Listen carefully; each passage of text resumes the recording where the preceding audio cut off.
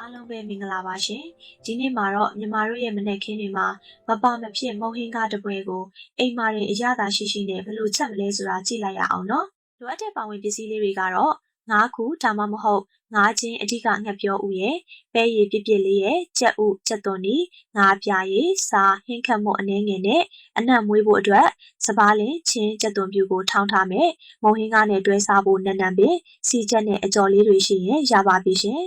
အရင်ဆုံးစီပူပူမှာငရုတ်သီးမှုန်နဲ့နန်းတွင်ပြီးတော့ထောင်းထားတဲ့ချင်းကြက်သွန်ဖြူစပါလင်တို့ကိုအနံ့မွေးအောင်အရင်ချက်ပါမယ်နော်အနံ့လေးမွေးလာပြီဆိုရင်တော့နှွာထားတဲ့ငါးအသားတွေနဲ့ပဲရီကိုထည့်ပြီးတမအောင်မွေးပေးလိုက်ပါပြီးရင်တော့ငှက်ပြောဦးကြက်သွန်ဦးနဲ့ကြက်ဥပြုတ်တွေကိုပါတစ်ခါတည်းထည့်ပြီးလုံးပေးလိုက်ပါနော်နောက်ဆုံးမှာတော့ရေကိုလူသလောက်ထည့်ပြီးဟင်းရည်လေးကျလာတဲ့အထိခဏလောက်တီးထားလိုက်ရင်အနံ့ရောအရသာပါပြည့်စုံတဲ့အိမ်ချက်မှုဟင်းကားလေးရပါပြီရှင်ဒီလိုအငွေ့တစ်ထောင်တက်နေတဲ့မုံဟင်းကားတစ်ပွဲကဘယ်ချိန်စားမယိုးနိုင်တဲ့ကျမတို့ရဲ့ရိုးရာအရသာစစ်စစ်ပဲမဟုတ်လားဒီနေ့တော့ကိုယ်တိုင်ချက်တဲ့အိမ်ချက်လက်ရလေးနဲ့ပဲအလွမ်းပြေအရသာရှိသုံးဆောင်လိုက်ရအောင်နော်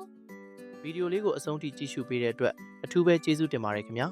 အခုလိုဟင်းချက်နီးအသစ်တွေကိုထပ်တင်ပေးမှာမလို့ကျွန်တော်တို့ရဲ့ channel ကို like နဲ့ follow လုပ်ထားပေးပါအောင်နော်